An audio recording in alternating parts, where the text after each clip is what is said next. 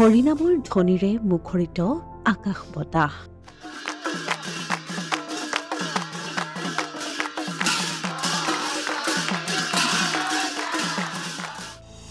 ৰাজ্যৰ বিভিন্ন প্ৰান্তৰ পৰা আহিছে ভকত বৈষ্ণৱ।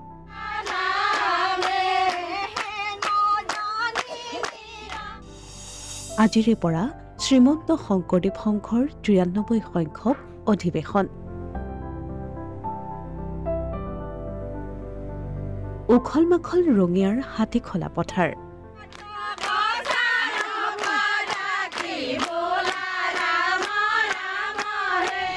তিনিদিনীয়া বৰ্ণাঢ্য কাৰ্যসূচীৰে আজিৰে পৰা আৰম্ভ হৈছে শংকৰদেৱ সংঘৰ ৯৩ সংখ্যক অধিৱেশন।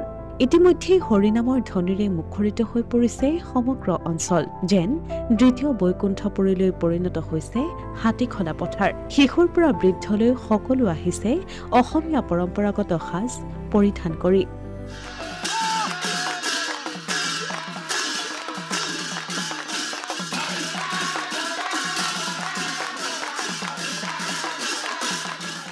আজি প্ৰথম দিনটোত অধিৱেশনত আছে বিভিন্ন কাৰ্যসূচী। প্ৰথমেই মূল তোৰণকে ধৰি আন তোৰণসমূহ মুকলি কৰা হয়। লগতে সংঘৰ কাৰ্যালয়সমূহ মুকলিৰ পাছতেই আৰম্ভ হৈছে সংঘৰ অধিৱেশন। শৰণ সমিতিৰ বৈঠকৰ পাছতেই অনুষ্ঠিত হ'ব মূল কাৰ্যনিৰ্বাহক সভা। স্মৃতিগ্ৰন্থ উন্মোচনৰ পাছতেই অনুষ্ঠিত হ'ব শিক্ষা শাখা সমিতি আৰু শিশু আইমাতৃ কল্যাণ সমিতিৰ সভা।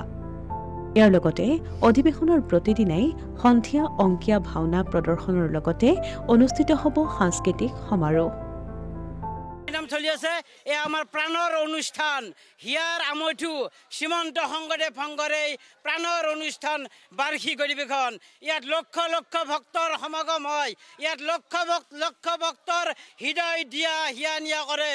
ইয়াত হৰি ভকতিৰ আনন্দ, হৰি ভক্তিত আজি লক্ষ লক্ষ ভক্তৰ আজি ইয়াত উবুৰি হৈ পৰিছে, হৰি নামত মত্ত হৈ পৰিছে। কি সেৱক সেৱিকা, কি যুৱক যুৱতী, কি বৃদ্ধ আবল বনি ভাই ভণ্টি, এইবিলাকে সকলোৱে ইয়াত জঁপিয়াই পৰিছে। লক্ষ্য এটাই, শ্ৰীমন্ত শংকৰদেৱ সংঘৰ এই সেৱা বাহিনীৰ এই শ্ৰীমন্ত শংকৰদেৱ সংঘৰ বাৰ্ষিক অধিৱেশনত আমাৰ আনন্দৰ অনুষ্ঠান সাফল্যমণ্ডিত কৰে আমাৰ ইয়াৰ প্ৰধান লক্ষ্য। অসমীয়া প্ৰতিদিন ডিজিটেল সংবাদ ৰঙিয়া।